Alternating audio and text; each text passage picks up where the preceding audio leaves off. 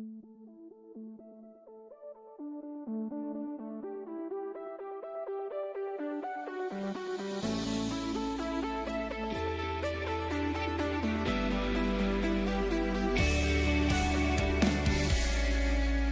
talking about podcasts. We're talking about itty bitty podcasts. Podcasts. Merry Mini Mondays, Chunkies. I'm Carter. Doge. Jordan. There's a lot to unpack today in there. Oh, goodness, yes. Oh, goodness, yes. We'll start off. I want to preface this by saying we did all 4. Adam, the music magician. We all saw this movie together. Avengers Endgame last night. This is not the episode there for will spoilers. be no spoilers in this episode. No at all. spoilers You're in this safe. episode. Really, there aren't. I know we're funny guys, and it would be not a surprise for us to just be like, but blank happens. We're not going to do that. Yeah, No, we would never do that to anybody. We are going to flirt with it a little bit on this episode, but I have some announcements first. So something that we can go ahead and tell people is let's walk through a couple of the trailers that we saw before this. Wow. So something that usually happens is other big movies will ride the coattails of releases of big movies. That's That's one of the more exciting parts of going to see a blockbuster movie trailers, is knowing that you're going to get trailers that are like, heck yes. And so we don't have to completely unpack Star Wars because I think a lot of people have seen that. And Star Wars will have its time on this podcast someday. It definitely will. There was a real scary boy. Yeah. Midsummer looked pretty Midsummer, it's spooky. the person who did Hereditary. It looks very scary. It does. Very much disturbed. But I think really what we need to talk about Take right me there. now. I know what I want to talk about. Take me there. My goodness, friends. So I saw Endgame twice last night and once at 6. And I got to see it with Chelsea the first time with my wife. And I'll just start this off by saying at one point in this trailer, which is magic, which is complete gold. Yes. Yeah. She leans over and says, "Hey, when did they start saving the world and not just doing racing on the streets?" And I was like, "Oh, babe, like what episode? I mean, like what? like halfway through. Like halfway through. But that's what it is. Yeah. So, of course, the trailer is for what Hobbs movie? and Shaw. Yeah. Fast and Furious presents Hobbs and Shaw. Fast and Furious, Hobbs and Shaw. My friends, Jess leaned over to me during this trailer and just whispered in my ear, "I hate that you're excited for this." we were And so you know excited. what? I'm so excited we for this were one. so At excited. one point in this trailer, Dwayne "The Rock" Johnson's Hobbs Yeah. literally says, "Guess we're going old school on this one," and steps out with like an army of people with like spears dressed in like traditional Maori Samoan- outfits ready to fight. Dude. And there were really so many amazing things that Yes. happened in this. Dwayne Johnson and Jason Statham could Gold. hang out. They're and gold. I'm a live Yeah, feed on that yeah. one. But they saved the biggest thing for last. And here's what's funny about Fast and Furious movies. Even though they kind of give me most of the thrills in the trailer, Still gonna I want to watch. experience them again. excited. Yeah. Still gonna and watch. a lot more. Yeah. I don't know. Help me because I haven't completely it's like I've seen Endgame and I'm still going through like, wow, I really have to So unpack what I just saw. here's our but connection. What's funny? Y'all remember that scene in Civil War when Captain America keeps that helicopter from taking off and it's just his bicep? Yeah. And we were like, wow, he can do that because he's a genetically modified, like he's a super soldier. Sure, he's a superhero. sure. The Rock just does it better. And He he's just a does it.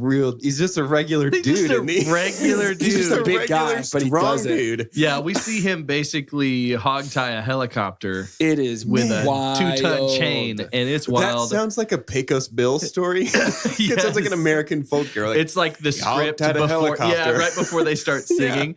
But it looks amazing. Idris Elba is he refers to himself as Black Superman. So it's basically saying He does say that. I Like don't they're know. really blatant with Lots the of time. superhero reference. Like 100%. Yeah. we and the reason we're so pumped about this, and I would recommend doing this before Hobbs and Shaw comes out. But those of you listening, go back and listen to the Fastest and the Furious.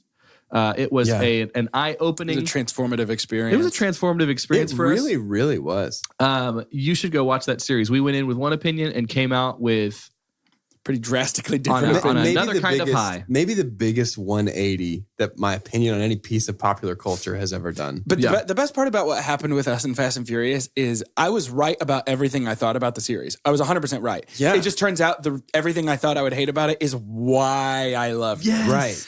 Around the time that it starts to go, we know what we are and we're laughing at it with you. Yep. That series just takes off to new heights. Yeah. Yep. I'm genuinely very excited. Like maybe not quite Far From Home excited, but really close. I'm really close to like Fast and Furious movie, really close to Spider-Man excitement. Yeah, very That's much crazy. so. That's crazy. I thought about doing a rank you very much today on like best sequel movies, but it's tough because then I realized the world of movies is, especially in the blockbuster world right now, built upon sequels. Right. It's all sequels based in franchises.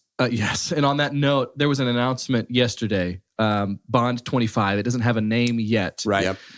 But Daniel Craig is back. There were so many rumors rolling around, and they're going to, because it's the 25th film, he's getting $25 million for this movie. Wow. To make this movie. Did you know he's 51 years old? Daniel Craig? Really? Daniel Craig is 51. He looks amazing. Yeah. He looks better so than me good. at I had that thought 25. about Paul Rudd. Paul Rudd's 50. That's also, Isn't that nuts? That doesn't make any sense. Humor de-ages you a little bit. Apparently. Humor or big six pack. Yeah, Well, one of the two. Good thing we're funny. Maybe. Good thing we're funny. Hopefully.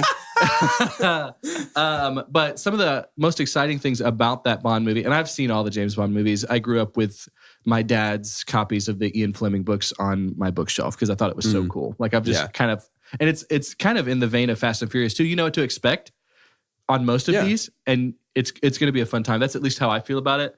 But the director of this movie, it was originally going to be, I can't remember his name, but the director now is the guy who did True Detective Season 1. Is the director for Bond 25. Cary Fukunaga? Yeah. And right now our very likely villain who has been cast is Rami Malek. Who is already kind of a creepy guy. And so I think this is going to be great. But that's on its way. Another thing that's on its way, and before we do that, I want to just kind of tease a little bit what our next series is going to be.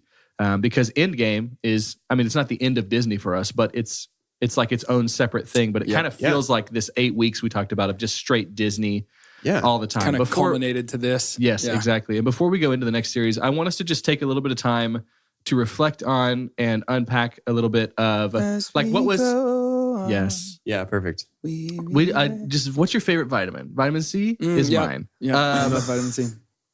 The Disney Dozen series, guys, what's your overall opinion on that? What do you think you took away from the Disney Dozen series that you didn't expect? What's something like, has there been an appreciation that has grown in some spaces for a specific movie or for the franchise as a whole? Like, what was Disney Dozen to you? For me, I think I realized that Disney has a formula and that formula works really well for them, but they are still at their best when they break it. That's good. You mean specifically like with Emperor's New Groove? New Groove, and I feel like Tarzan kind of broke the mold for what they were doing at the time. Yep. And even Lion King is an example of like, that's not what they were going for. Right. And then they kind of stumbled upon magic.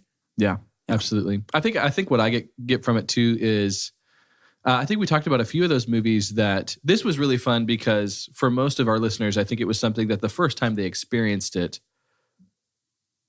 much younger. Yeah. Some of these weren't like that for me, but for me to come back in with the lens that I do for a movie review podcast as trying to be a movie critic, the fact that a lot of them still held up earned a lot of respect for me, but it was kind of cool to see it in a different angle. Also, I'm really love the opinions of the listeners. Like the ones that was awesome. Like that was my favorite thing about it was the interaction with everybody. Like this is our first kind of crowdsourced thing that we've done. Yeah.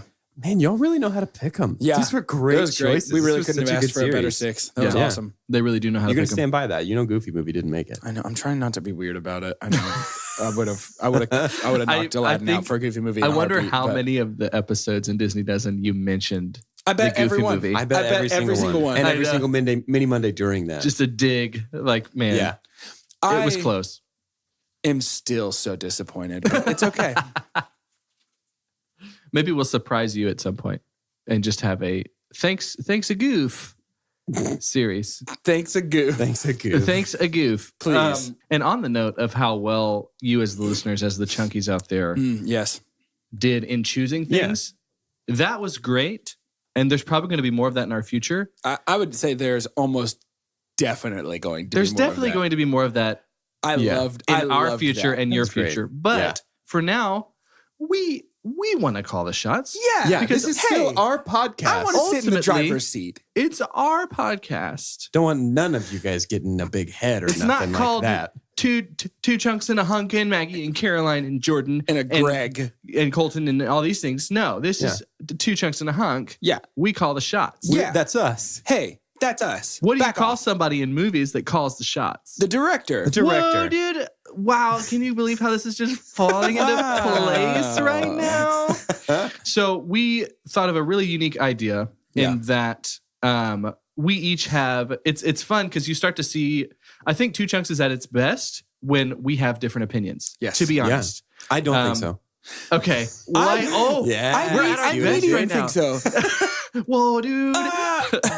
But we all are going to bring to the table over the next 6 weeks, we will each have 2 installments of our chosen director. So that's going to be 3 directors. If there was our Two Chunks director Mount Rushmore, Yeah. like it would be these 3 directors. More like Mount Crushmore. More like 'Cause they Mount crush Crushmore. it. Yeah. They totally crush Yep, it. And there you so when we were going over the movies that will be a part of this series, the 2 choices of the directors that we each have, we kind of started to dissect it in a little bit, and we're like, wait, There's some similarities here. there's some similarities. I don't want to play that card yet, but there's Right, some but weird similarities. It's also going to be really cool because Yes. they're also very different. Yes. And it is, do not feel like that this is some kind of like summer break to take time off from Two Chunks and a Hunk, because these are 6 Bangers. bangers, very well known. These will be some of the 6 best movies we've ever I'm reviewed. excited to watch all of these again. Me Yeah, too. I'm very pumped about this. Very So, much so. just to be clear on the rules, so everybody knows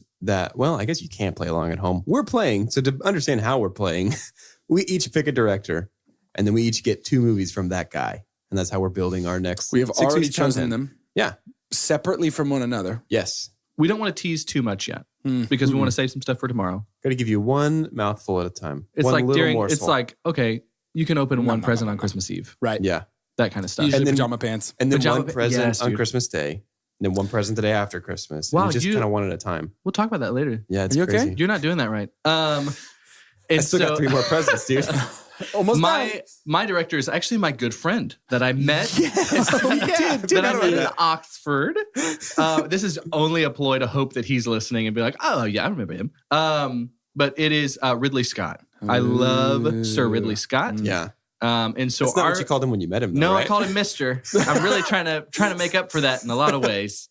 But Mr. Sir Ridley Scott. Sir Mister. We'll unpack. Yeah.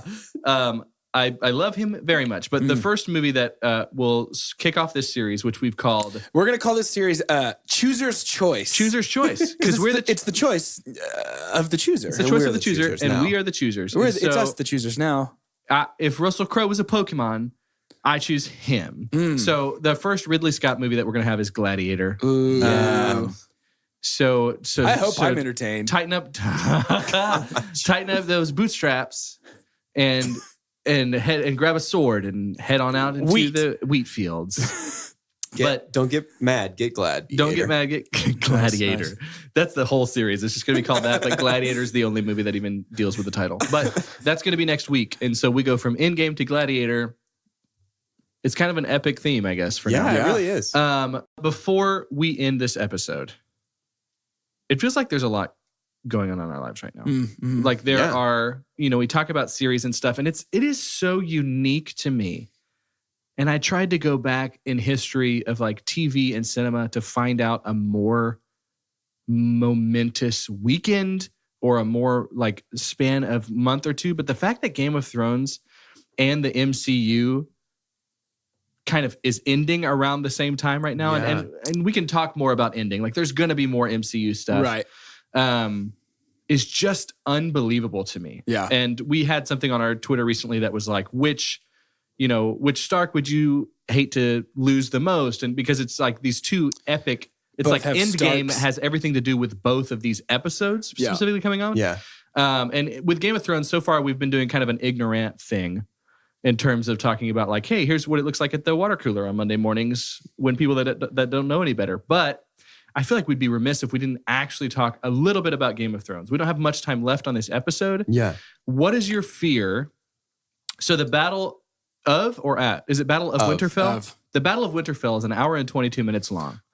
So that gives the viewer an hour and 22 minutes window to lose someone they love in a big old battle. I don't think we need to necessarily predict exactly what's going to happen in the battle. Is there someone? Needless to say, big time spoilers for Game of Thrones. If you're not caught up, coming up. Yeah, for sure.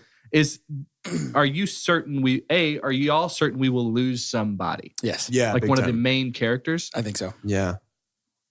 Do you want to talk about who you think it will be? I think Brienne's gone. Yeah, I was about to say Brienne. They closed her arc last week. I think Brienne's gone. I think Grey Worm is probably gone. Doesn't I it think feel so like too. everybody that had a sentimental moment? We're about to lose every one of them. Yep. Grey Worm, Brienne, Jorah. I even feel like Mormont, because he got his father's sword back, and I'm just like, dadgummit. Are we just about to? It's just about to go down. Well, he didn't get his dad's sword. He got Sam's dad's sword. Heartsbane. That's He Sam's left dad's sword. Heartsbane- Longclaw with John. That's right. That's right. So Heartsbane, and so he gives that over to And it's Jorah. Valyrian steel, so he's going to kill a walker and It's then gonna be awesome. promptly die, Yeah. Yeah. No. saving Daenerys. I feel very confident that the Hound is safe, but I'm very scared that he is not, because if I don't see him fight his brother, I'm gonna cry. Well, even with what Arya and Gendry had, I'm like, well, is one of them gonna die, or are both of them gonna die? I hope Arya doesn't die. I think Arya might. I hope she doesn't either. But with Game of Thrones, again, we said we're not going to do any spoilers for Endgame. True. Yeah. But something that I am seeing that is similar between the two of these franchises, which makes it even better for the consumer, is that you have decade-long stories that have been told, and they're doing a pretty good job of starting to just tie a bow on it. Yeah. For And the both stakes of are them. high. And the stakes so are high. Because even from both of these mediums, like you don't have, with the literature ahead of time, like George Martin, like he doesn't even have, the books aren't done. So now this has been in the director's hands. Like the guy's writing the script. And dadgummit, we're seeing a good job so far. My hope is, this is going to be kind of a golden age, or just a short amount of time that's going to be like, man, way to end it. And I have so much respect for when people can just end stuff well. Put a pin in it. Yeah. Yep. And so let's put a pin in this episode. So to end this episode, I think we recognize Game of Theories is Game of Theories. Whoa. Basically. Whoa. Yeah. Yeah. It is. That just happened subconsciously. But I was going to talk about how it's basically. Did that happen organically? It did. Organically? Game of Thrones is a game of theories. And I think that's what's been so fun for the viewer too, is to just, like, that's what happens. An episode ends, you reach out to the people that are watching it, and you're like, I think I can, let's try and call it. Yep. But then they get so twisty again, and you're like, well, you can't do it.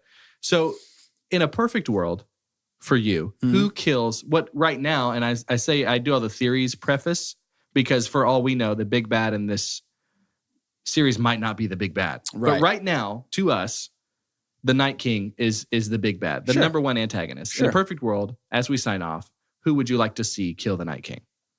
Fair enough. I'm Carter, though I don't think it's going to happen in this next episode. Samwell Tarly. That would be awesome. It would be very poetic. He killed the first one. And the last. I'm Doge. I am confident that Jon Snow is going to kill the Night King and then die. What? I'm Jordan, and I want it to be John. He's my favorite. He's my number one boy. We hold hands. Could anyone do a Jon Snow impersonation? He's got the most interesting it's very difficult. accent. It's very difficult. You need to try. Someone try right now. Say, I do know something. I do know something. I do know something. I like how yours was Jerry. Yeah. No, I'm not doing it. This was a trick. Jerry Snow. This was just a trap to get y'all to do it. I'm not doing it.